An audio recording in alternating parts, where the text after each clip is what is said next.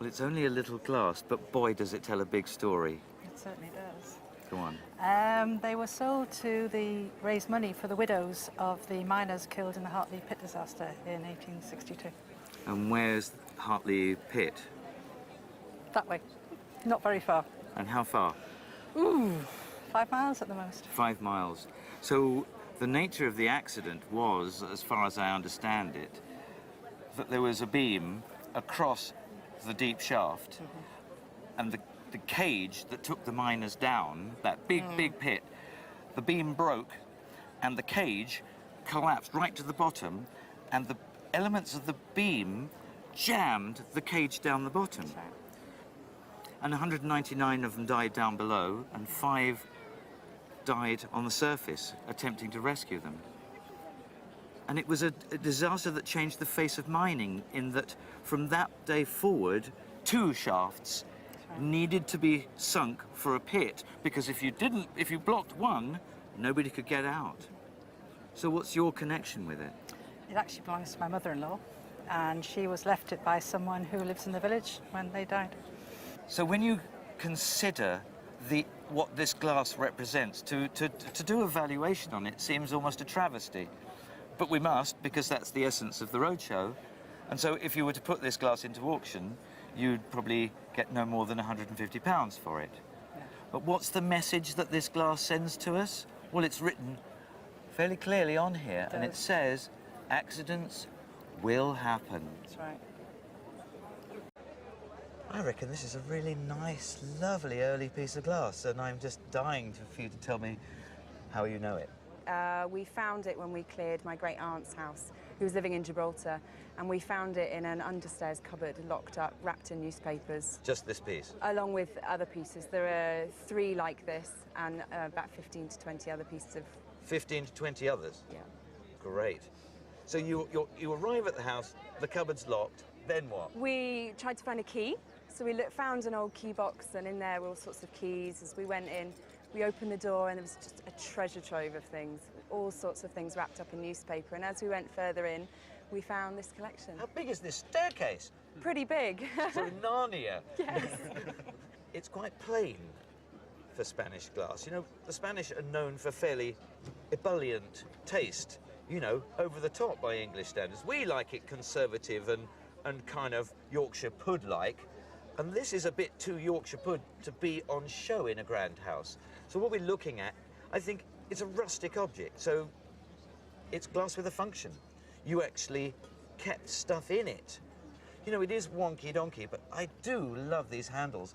I think they look like, you know, ears, you know, I mean, and with these tiny ribbons, the way they come round, there's not a scratch on it. And if you think that's late 17th, early 18th century, how about that for condition? Well, I think on a valuation, this one is worth £2,000.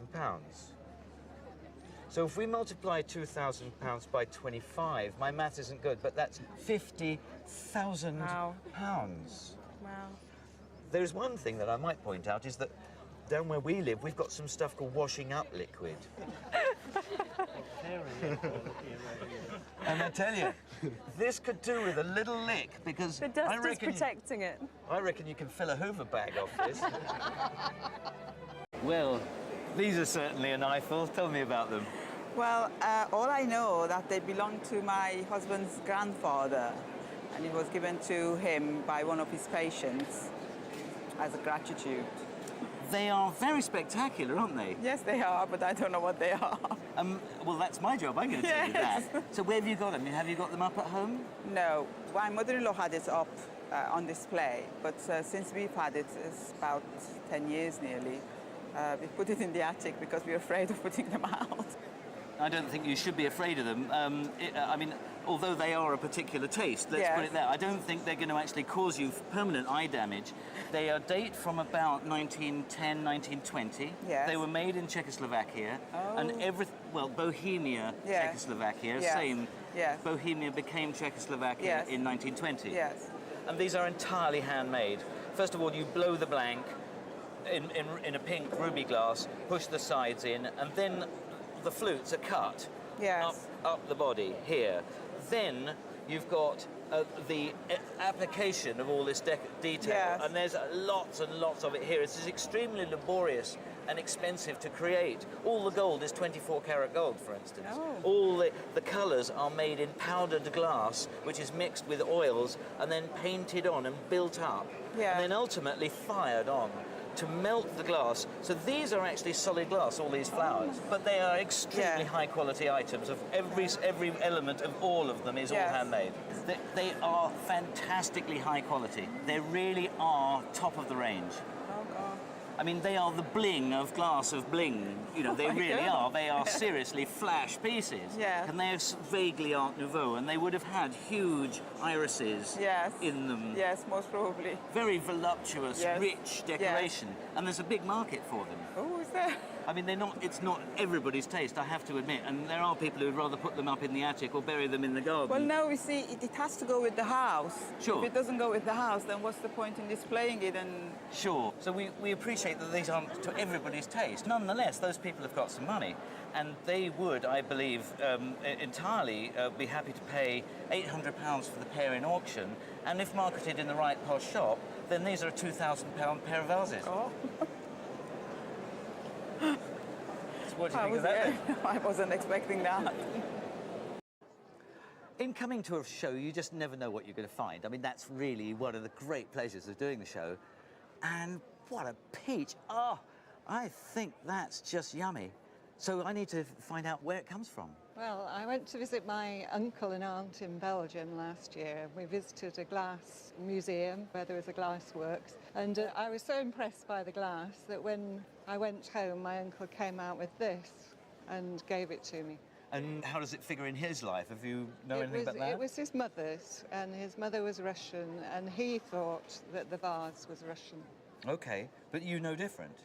But I noticed it had Gallet on it. And that's where it has Gallet on it, just there. Émile Gallet, arguably as great as Lalique in terms of pushing the boundaries of glassmaking, cameo being his speciality, where you form glass in layers of colour, exactly in the manner of forming a gobstopper. As you suck through the colours, another one appears. He used acid to selectively burn through the layers in order to create the design. And I must say, that is just beautiful. But I'm not sure it's Émile, because there are three forms of Gallet signature. This is the classic. In terms of it, it looks like a signature. After his death in 1905, they introduced a star onto here, which indicated posthumous Gallet. And then there's a third type, a third signature, which says Gallet Type, T-Y-P. And type stands for type, Gallet type. But this is the original signature, but I think it is after his death. I've shown it to all sorts of people around, and they've all scratched their heads saying, when was this made? And the consensus seems to be about 1925, 20 years after the death of the master. But irrespective of the date, that is just such a beautifully composed piece. With the ice flow and the sky and all the rest of it, it just is, it's a corker. And I suppose your little present comes to the market, I suppose at auction, you selling it, that's going to fetch between £2,000 and £3,000. Oh my, right. Very good. Very good. Very good. Really, I'm with you, baby. So I haven't got to give it back to my uncle. No, anyway. no, don't give it back to your uncle. No, blow your uncle. Don't tell him. Does he watch the roadshow? No, it's in Belgium. Excellent, great. You're onto a winner. These glasses are absolutely the cream. And of course, they're firing glasses. Yeah. Yes, here. Cheers. For toasting. So how on earth do you end up owning these wonderful little gems? Well, I got a bit lucky, really. I'd seen them come up in an auction, but they were just a general lot. They were valued, I think, at £50 to £70. And I pretty much knew what I thought they were. Sadly, they'd been spotted by somebody else, so they did go up in value, but managed to win the lot. What was the price then? Just under £6,000. So what makes an apparently sensible person spend 6,000 quid on two glasses the size of a thimble? The local glasses. I just like collecting things that come from Newcastle. It's beautiful stuff. It's just a passion. What you recognised them as was the work of the Bealby family, William Bealby, who were in Newcastle, 1768. It's exactly what it says on the tin. And they were Britain's leading enamellers, greatest enamellers, working exclusively on glass. And glass enamelling is done by, you get the compound powders, you get the basic colours, and then you grind these glass into powder. And then William Bealby, who did both of these glasses, I'm sure, would pick up oil on a paintbrush, mix this powdered glass up onto the paintbrush, and then paint each colour on one by one, firing them each time, because each glass, each colour had a different melting point. And then, using these fine brushes, painted on these details. So here we have the Masonic compasses and the square on the other side with this Rococo-style white floral banding around the top. And they are a well-known set. The first one that came up that we know about was bought by the British Museum in about 2009 for £12,000. Then one sold for 8 and another one sold for 6. But yours, I know, would fetch today at auction, you'd get somewhere like £16,000 the pair. Wow. So look, I mean, what a pleasure. These are by far the most expensive glasses I've ever had in 16 years on the roadshow. So I am so made up with these. So cheers to you and William Bealby. Thank you.